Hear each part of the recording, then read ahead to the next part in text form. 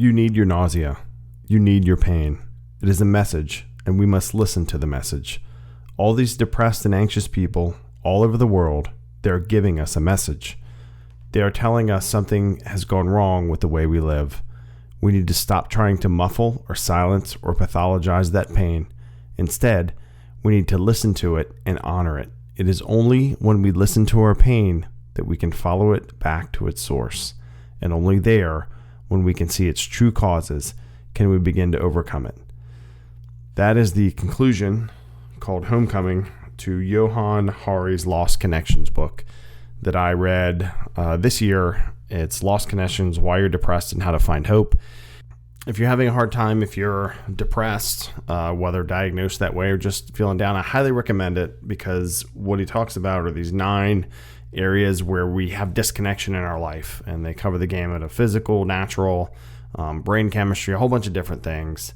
But then also, how do we reconnect, and stories of how people did reconnect and some of their solutions. And what I want to talk about, as I've done in the past on the People Process Progress podcast, and what I'm going to do in this one, is Lost Connections, a project manager's guide. Because not only in life can we get lost, can we be depressed, can we be burned out, but in work, right? And for project managers, as I've called them in the past, the Ronin, right, of the business world, we travel from mission to mission, or project to project, or program to program. And sometimes that weighs a lot on you. And over the past couple of years, like for me, it has, and I'm sure it has for some of you, I've been isolated, right? Alone, doing all these virtual meetings, etc.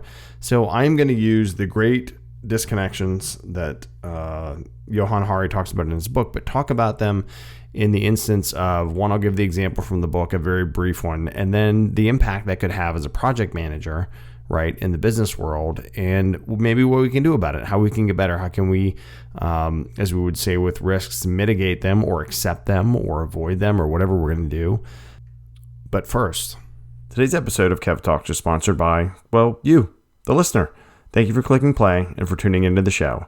Kev Talks is the show that provides compelling interviews and value-added perspectives on topics primarily in the healthcare, wellness, technology, and public safety spaces. So enjoy your commute. Do we still do that?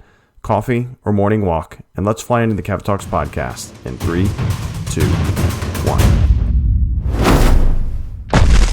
Thank you, everybody, for coming back to the show. And if you want to read more about this episode and past episodes, go to kevtalkspod.com, KEVTalkspod.com.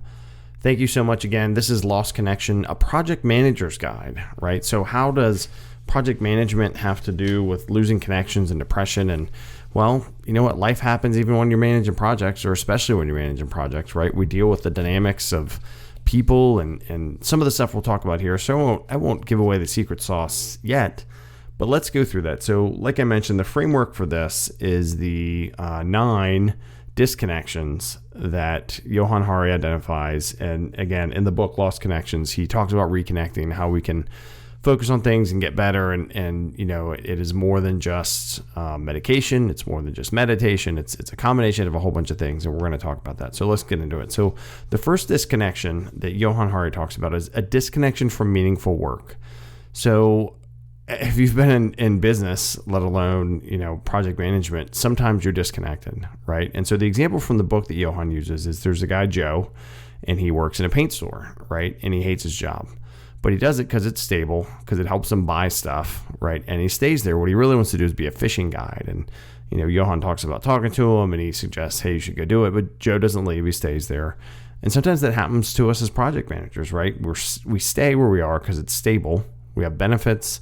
Who knows what else is going on, and it helps us have status and buy things. And that's kind of Joe's story as well. So one thing that I would say, and what I'm going to do is provide kind of A, Bs, and maybe A, Bs, and Cs of maybe reconnection for project managers is as a project manager or a program manager or someone that's leading teams and facilitating process and all that together, your work has to matter. It has to matter to you, right? Or you're not going to put your all into it. You're not going to care as much about it. You're going to get burnt out, and frankly, you'll be depressed, right? You won't be happy. You'll be like, oh, it's going to be Monday instead of, it's another day, right? So if your work doesn't matter, that leads me to B, which is really up to you. Are you going to stay where you are? Are you going to build on the skills that you have? Are you going to say, you know what, this gets me to my next step and whatever, and stay for a certain amount of time, a target amount of time? That's really up to you. But If your work doesn't matter, then, make a decision, get some experience, update your resume, look at the job market, and make a change. Because when you're disconnected from meaningful work, as Johann Hari talks about in his book and Joe, you're not going to be happy. You're going to be more depressed and sad and have health problems, frankly, which I'll talk about a little bit later. And another good thing is that a way to reconnect, a way to mitigate this for all the leaders out there is that the leaders of companies or leaders of projects, or you as a leader of projects, need to share the why. Why does this matter? Right? So I used to put gloves on and gowns and scrubs and actually have hands on patients or on the street with my boots and my uniform or on a fire engine. And that's a very direct impact. It's a very direct feedback loop on what I'm doing. Now I work in healthcare IT. And so yes, down the line, what I do helps patients, but it's very different, right? I can't see the patient get better right in front of me. I'm not there all the time. So I need to pause and reconnect myself sometimes when I say, man, what is this meeting? It's a long meeting. It's a lot of notes. It's whatever. But really to say, okay, but we're getting this project done because it's going to make testing more efficient for these patients that need cancer treatment or something like that. And again, these are fake examples I'm just throwing out there, but that's what you have to do, right? And if you manufacture aerospace parts or you're a project manager there, realize that those parts may help make planes better than get somebody to be home with their grandparents when they're sick, or our military fly better, and on, right? You can see the connections, but it has to matter. And you have to make that connection sometimes or kind of remind yourself. But leaders really can and should give that why, right? Why does this matter? Why is it doing? And we've all kind of heard speeches, right, where it's a written speech and it's really well written, but it may not connect with us. So that's something to do even as a project team leader, where you may have people on your team saying, why does this matter? It doesn't matter. I show up and so try and help paint that picture, give that leader's intent, right? And let them know what's happening. So to me, that's kind of a mix of us, right, reconnecting with our own work or deciding if we're connecting with it or not. And if not, finding something else to do, or being the leader or getting from our leader the why that can maybe help emphasize that and make it better and help us reconnect with meaningful work. The second disconnection that Johann talks about is disconnection from other people.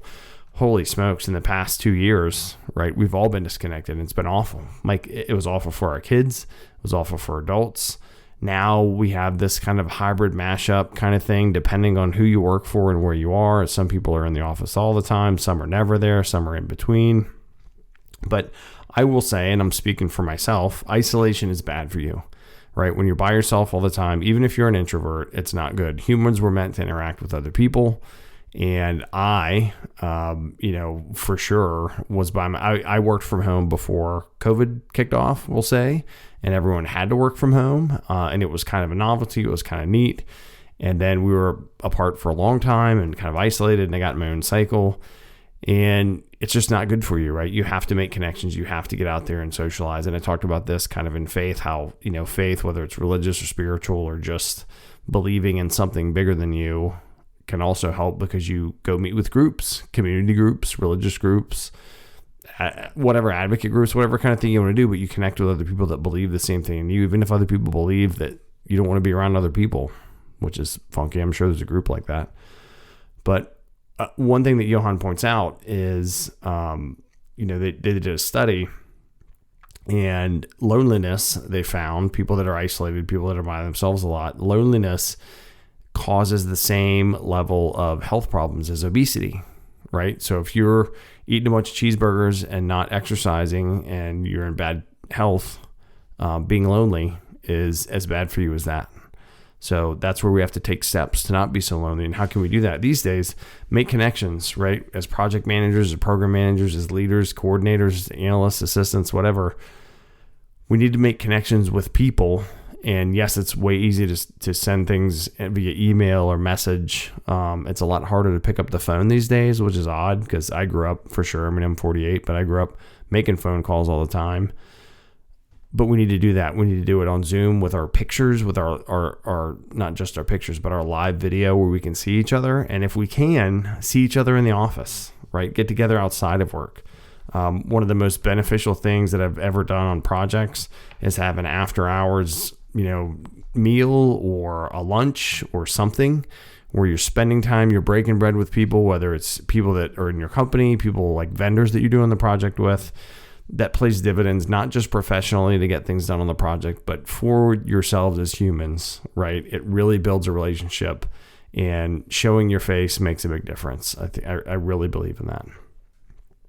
The third disconnection that Johann talks about is disconnection from meaningful values. And so I think we've all seen that these days with social media, and just we have everything. It's amazing. And not we as far as every person in the world, but a lot of people in the world have smartphones. A lot of people in the world can order things online and get them delivered.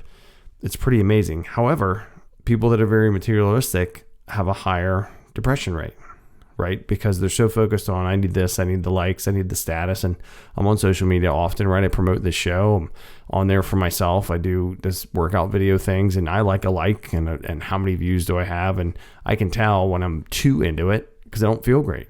And so for project managers, one thing that I would say, and I learned this actually as an incident manager, as an emergency management person, responding to missing persons or floods or whatever, special events even, that we will always value people over process.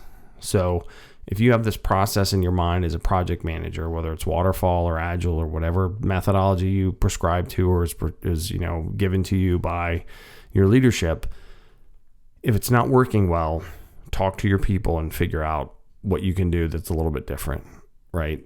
The people will always be more valuable and more important than the process. So don't just say, well, the book says this, or we have to follow this, we have to do that. Now, are there times where you have to direct people that aren't, working together? Yes. But that's different than just ignoring what people say that aren't happy, that aren't productive, and not getting to the root of things. And so, another kind of saying I'll say for that is that conversations with your team are way more important than status reports, right? And so what I mean by that is talking to your people, figuring out what are the problems, what are their challenges, what are the barriers they have, do they need to escalate to get help? Are they not asking enough for enough help? Are they being overwhelmed? That's where, if you're leading a project, if you're leading a program, we need to dig in a little bit and help people maybe discover their meaningful values that are disconnected. If they're burnout or something, how can you help? But don't just get stuck on the fact that, I need your status report, and you need to just talk about this and not talk about anything else, right?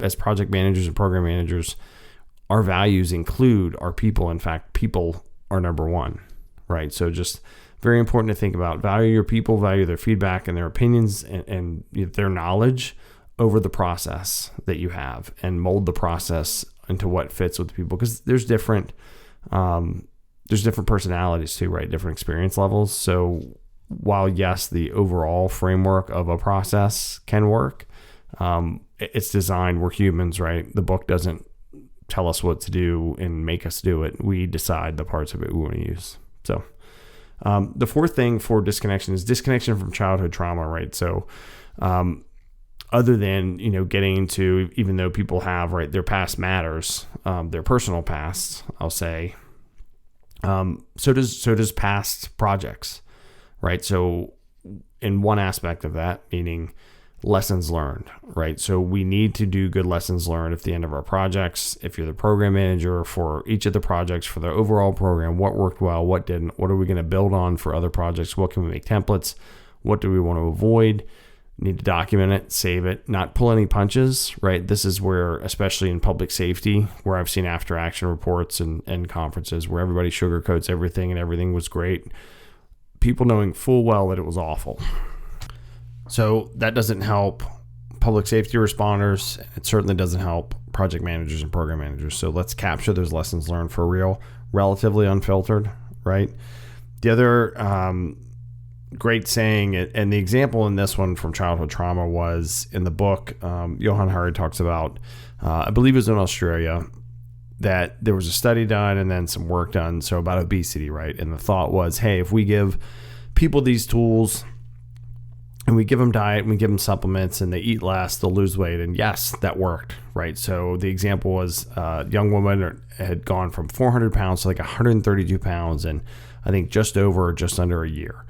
Amazing weight loss, right? Was in good shape, doing well. And then shortly after started gaining weight, and not long after was then back up to 400 pounds. Well, the saying in the book, which, is at the end of that story, is obesity isn't the fire, it's the smoke. And the reason was because the folks that gained the weight back had been traumatized, either sexually assaulted or raped or abused. And their thought was that if they gain the weight, they're less attractive. And when they lose the weight, they're more attractive. So it made them more anxious and depressed that something might happen again. Right. And so while not as, significant as that, unless somebody has actual trauma in the project and program management world, maybe the disengagement from your team isn't the fire, it's the smoke. So when I talk about not only lessons learned, not what's the process we can do better or the steps we can standardize, but what if our people were super miserable at the end of it or during it, right? Find out the root cause of the past project leader they had, tempo of the project, process that was forced on them, whatever it is find out where's the fire, right? Not just the smoke, that they're disengaged, that they are burned out. And not every team's like that, right? It's not shedding a negative light on all project teams, but we need to get to the root cause of why did this not work so well? Because we don't want to do that again. We want to treat our people well. We want to treat the team well. We want to be productive. And in this day and age, we've got to be, again, productive. And depending on your business, you might have to depend on that to make money, right? If you're in a service industry. So childhood trauma is the disconnection here. What I would say that's kind of a tough equivalent to make for that is past lessons learned matter, and past kind of project and program, right, bad experiences matter. And we need to find out why that happened and help avoid those in the future. The fifth cause of disconnection in the book that Johann Hari talks about in Lost Connections is disconnection from status and respect, right? And so the example in the book is, I think it's called a troop of baboons, but essentially a group of baboons. And so when one loses status, they walk around with, like humans, their head down, their shoulders hunched, right? They're not confident. They get picked on more. And when I say like humans, I mean humans that aren't confident look like that, right? Hunched over, looking down these days at your phone, not just the ground. And so that's not good. And so if we don't build folks up and help them, give them respect and build them up and build their confidence, then they're going to, walk around or be part of your meetings, maybe not confident, or they don't want to give their opinion or give their feedback or use their expertise. Maybe they've been burnt and told like they're wrong or corrected so many times. And so the first thing that I thought of is that we get, capital GET, to lead teams. We get to, right? It's a privilege. And just because you have whatever credential behind your name or whatever title, doesn't mean that you automatically have more status or should automatically get more respect than your team. In fact, you should give it and then earn it, right? And your status just happens to be because of what experience you've done and things that you're there. So, to me, the first thing I thought is that we get to lead the team.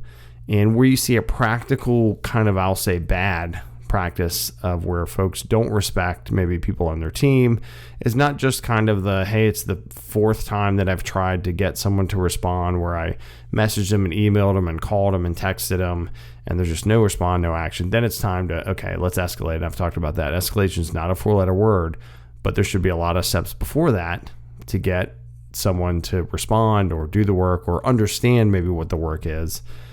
But automatically playing the game where you carbon copy somebody on an email, meaning their boss, right? Hey, I'm going to ask you, but I'm also going to copy your boss on every email that I send so that I'm serious. Like, it's a crap move, right? So that's not a good way to do something. When you get into kind of official notices and then official escalations, like that's, maybe you can get there, but doing that as a standard is just not good. It's not going to get you respect. It's not going to help somebody's status on the team.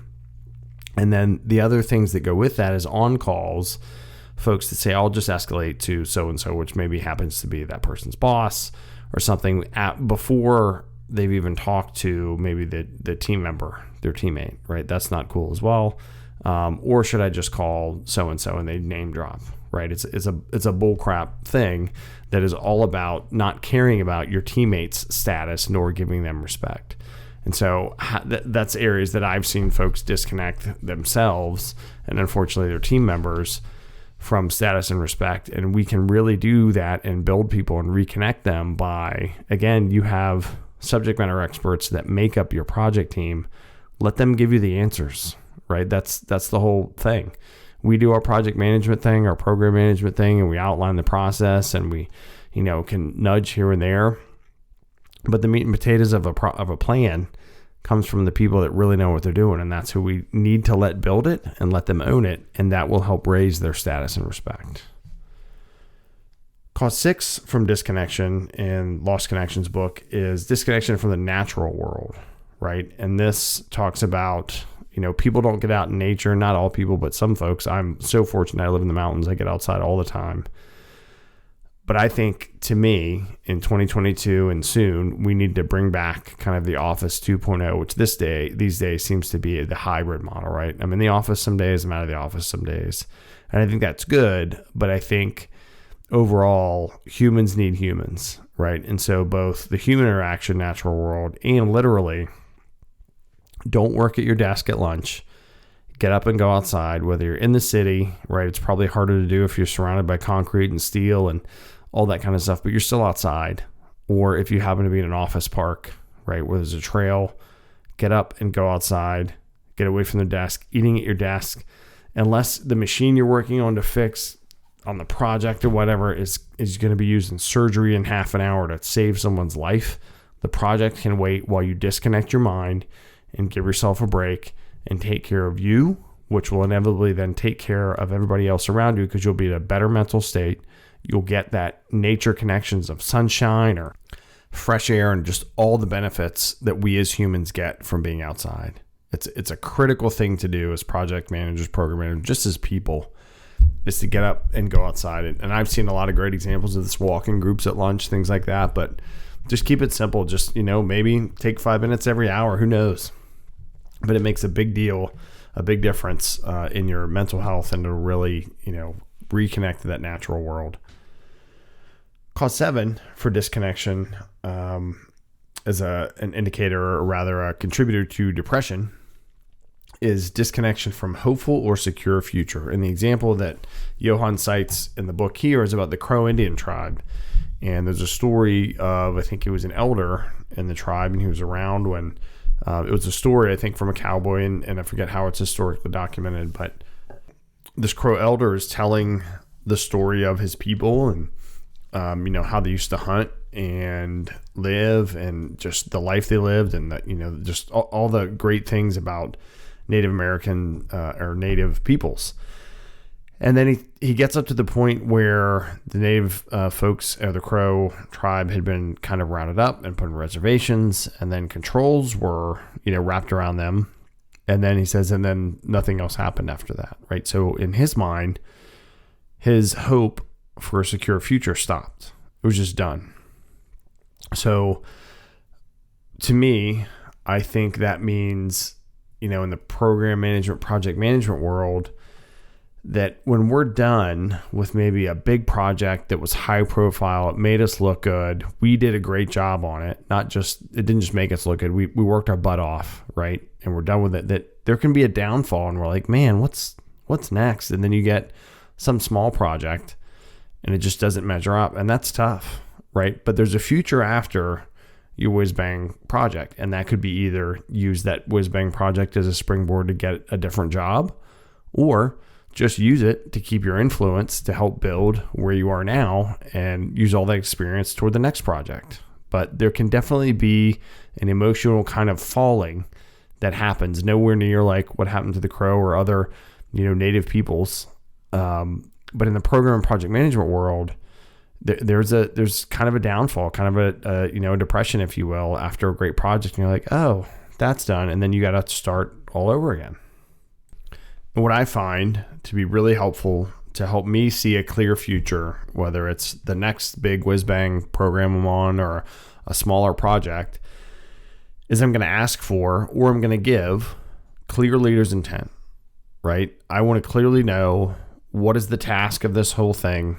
What is the purpose of this whole thing? And what does the end state look like, right? That helps lay out that secure future for this program or for that project.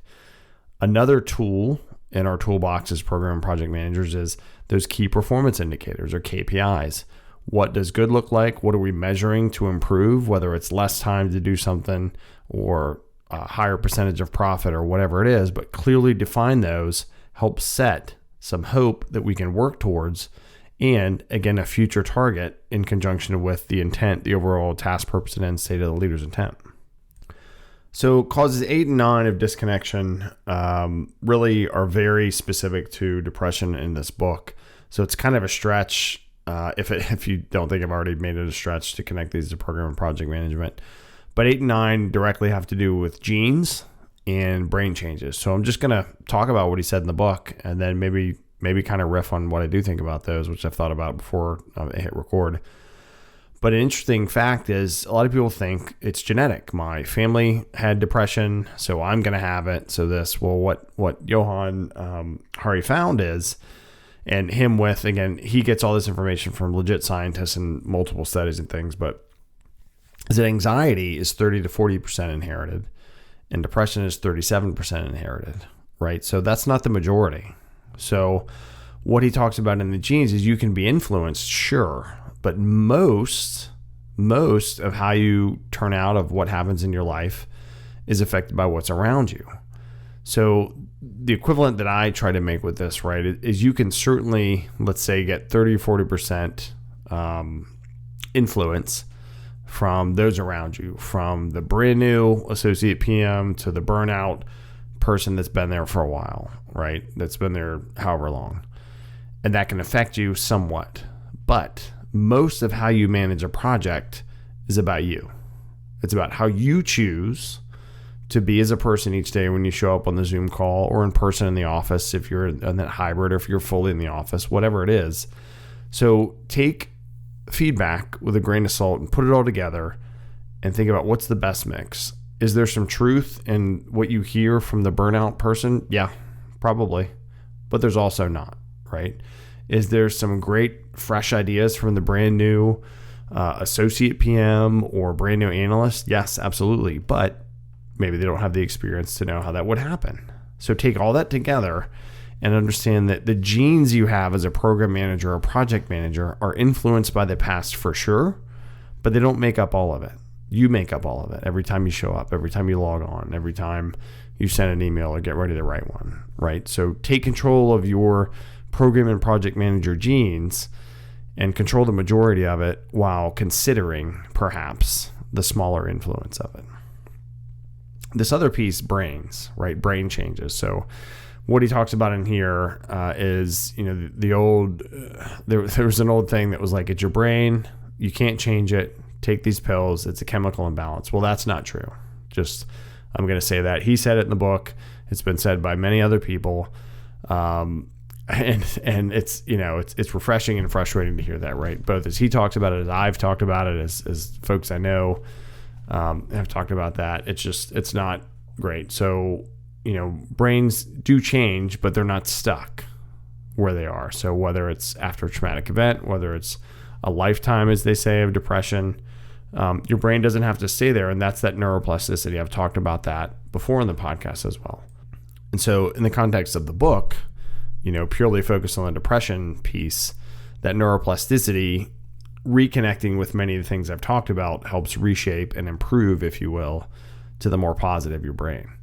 So I mentioned we can be influenced by our genes and it can change our maybe program manager, project manager past, but we can change. We're not stuck there.